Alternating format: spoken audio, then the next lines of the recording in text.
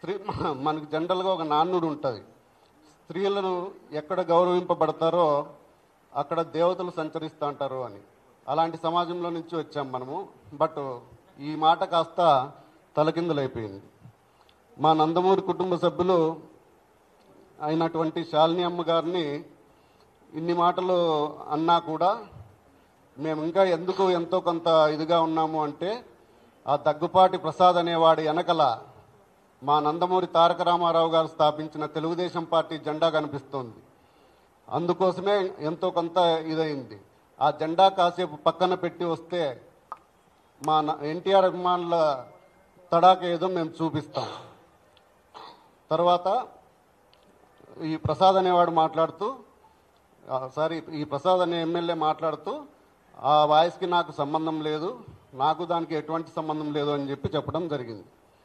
But ఎవరితో అయితే ఈయన మాట్లాడాడో అదే ధను అనే అబ్బాయి కొన్ని మీడియా సంస్థలకు ఇచ్చిన ఇంటర్వ్యూల్లో మేము కూడా నైట్ చూసాం. అది ఆయనే క్లియర్ కట్గా ఎమ్మెల్యే గారే మాట్లాడారు.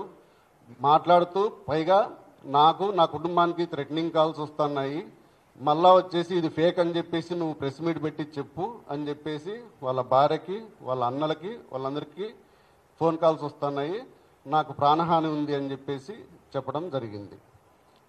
దాని తర్వాత ఇంతకుముందు కూడా ఒకానొక సందర్భంలో మా నందమూరి తారక రామారావు గారు నా కట్టె కాలేంత వరకు నేను తెలుగుదేశం పార్టీలోనే ఉంటాను, తెలుగుదేశం పార్టీతోనే ఉంటాను, పార్టీకి ఎప్పుడు ఏ అవసరం వచ్చినా కూడా నేను రెడీగా ఉంటాను అని చెప్పడం జరిగింది. ఇదే కోవలో మేమందరము కూడా ఇటు ఫ్యాన్స్ కానీ అటు పార్టీని కానీ బ్యాలెన్స్ చేసుకుంటూ వస్తున్నాం. ఇది ఇప్పుడు కాదు, కొంతమంది నాయకుల పనితీరు వల్ల ఫ్యాన్స్కిను పార్టీకి గ్యాప్ వచ్చే ప్రమాదం ఉంది. సరే, ఇంతకుముందు కొంతమంది మాట్లాడినా మేమందరం మాట్లాడుకొని ఎందుకులే సరేలే మళ్ళీ మరొక ఇష్యూ అవుతుంది ఎందుకులే అని చెప్పేసి మేము దాన్ని ఇచ్చేయడం జరిగింది. కానీ ఎప్పుడైతే మా తల్లిగారు సమానులైన శాలిని గారిని అన్నారో అప్పుడు మేము ఊరికే ఉండడం ఇది కాదు అని చెప్పేసి దీని మీద ఇంకా ఎవరూ మళ్ళీ ఇలా మాట్లాడకూడదని చెప్పేసి కోరుతున్నాం. తర్వాత ఒకనొక సందర్భంలో ఎన్టీఆర్ గారు అలా చెప్పారు. ఇంకా మా విషయానికి వస్తే నేను గత 20 సంవత్సరాలుగా ఒకవైపు తెలుగుదేశం పార్టీను, ఒకవైపు ఎన్టీఆర్ ఫ్యాన్స్ రెండిట్లోనూ యాక్టివ్గా ఉంటూ వస్తున్నాను. 2004లోనే తెలుగుదేశం పార్టీలో యాక్టివ్గా ఉన్నందున కీర్తిశేషులు పరిటాల రవీంద్ర గారితో పాటు నా మీద కూడా హత్యాయత్నం కేసు నమోదు చేయబడింది. దాని తర్వాత మొన్న 2019 నుంచి 2024లో కూడా నా మీద మా నాన్నగారి మీద కేసులు బనాయించడం జరిగింది. ఇప్పుడు మా నాన్నగారి వయసు 72 సంవత్సరాలు.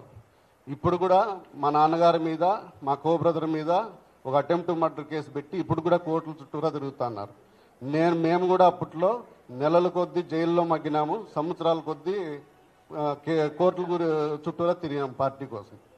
ఇక ఫ్యాన్స్ విషయానికి వస్తే మా అభిమాన హీరో ఎన్టీఆర్ గారి పేరు మీద స్వచ్ఛంద సంస్థ ఏర్పాటు చేసి అనేక సేవా కార్యక్రమాలు చేస్తూనే ఉన్నాము, ఇక ముందు కూడా చేస్తూనే ఉంటాము. ఇక ఇప్పటికైనా సదరు దగ్గుపాటి ప్రసాద్ అనే పెద్ద మనిషి బుద్ధి తెచ్చుకొని చేసిన తప్పును ఒప్పుకొని బేషరతుగా అనంతపురం నడిబొడ్డున క్షమాపణ చెప్పాలని, అలా చెప్పని పక్షంలో రాష్ట్ర వ్యాప్తంగా కాదు ఆయన ఇచ్చేస్తూ పార్టీ నుంచి సస్పెండ్ చేయాలని చెప్తూ, అలా చేయని పక్షంలో రాష్ట్ర వ్యాప్తంగానే కాదు దేశవ్యాప్తంగా ఉన్న యావత్ నందమూరి అభిమానులందరూ కూడా ఎన్టీ రామారావు గారి విగ్రహాల దగ్గర నిరసన కార్యక్రమము ఇవన్నీ రాస్తారోకోలు కూడా చేస్తాం రాబోయే రోజుల్లో. అప్పటికీ చెప్పకపోతే మాత్రం దేశవ్యాప్తంగా ఉన్న ఎన్టీఆర్ అభిమానులందరికీ చలో అనంతపురం అనే పిలుపు ఇవ్వబోతున్నాం.